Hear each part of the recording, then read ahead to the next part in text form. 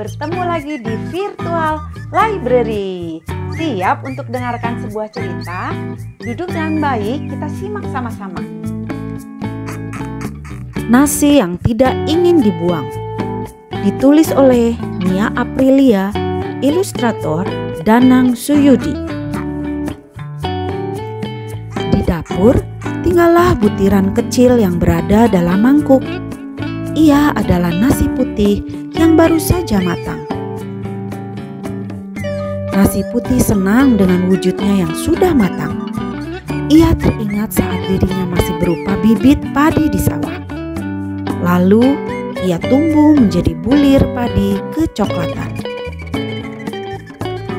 Dibutuhkan mesin khusus untuk mengupas kulitnya. Saat kulit bulir padi terbuka, ia pun keluar dalam bentuk beras berwarna bening. Dicuci, ditanak, siap disantap. Setelah menjadi beras, ia masih harus dicuci dan ditanak hingga matang. Sebuah proses yang panjang, bukan?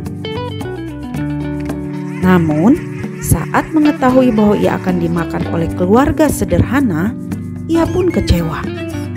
Aduh, rumah ini kecil sekali. Ditambah lagi, tidak ada meja makan di sini. Lalu, di mana aku akan diletakkan? Gerutunya cemberut.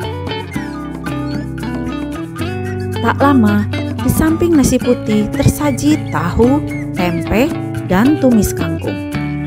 Tidak seperti nasi putih, ketiganya bahagia menjadi makanan. Senyum lebar menghiasi wajah mereka. "Mengapa kalian begitu senang?" tanya nasi putih cemberut. Tentu saja, kebahagiaan makanan adalah saat mereka akan dimakan. Para tahu menjawab sambil berputar-putar.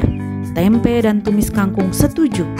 Namun, nasi putih masih saja cemberut. Lalu, semua dipindahkan di atas tikar yang bersih. "Jadi, ini tempat untuk makan," gumam nasi putih. Tak lama kemudian, "Ibu, aku pulang," seru Luki. Ia adalah anak keluarga itu. "Bungkusan apa itu?" tanya ibu. "Ini nasi kuning, Bu. Temanku tidak menyukainya dan akan membuangnya," jelas Luki. "Aku mencegahnya karena belum basi. Akhirnya ia memberikannya padaku," lanjutnya. Ibu dan Luki lalu menuju dapur. "Kita akan makan sama-sama, tapi tunggu ayah pulang ya," kata ibu. Nasi putih melihat wajah nasi kuning yang berseri-seri. "Aku beruntung, aku tak jadi dibuang," kata nasi kuning. "Mengapa begitu?" Nasi putih tidak mengerti. "Kamu tidak tahu ya, saat nasi juga makanan lain tidak dimakan, lalu dibuang, rasanya sedih sekali. Kami para nasi akan menangis. Setelah dibuang, semua akan digabung menjadi satu di tempat sampah. Tempat itu sangat kotor. Tidak ada yang menyukainya, terlebih kita sebagai makanan." Nasi putih terkejut. Ternyata ada makanan yang tidak beruntung. Itulah makanan yang dibuang. Sekarang, nasi putih tidak lagi berharap dimakan orang kaya. Ia kini hanya ingin dimakan dan tidak dibuang. Ia ingin bermanfaat bagi manusia. Nasi banyak mengandung karbohidrat yang membuat tubuh bertenaga. Kemudian, Ibu Luki kembali sambil membawa minuman. Ia juga menyatukan nasi putih, nasi kuning, dan lauk pauk menjadi sebuah tumpeng. Para makanan kini tampak makin menarik. Selera makan Luki pun juga bertambah. Nyam. Tak lama, ayah Luki pulang. Mereka pun duduk bersama, bersiap untuk makan.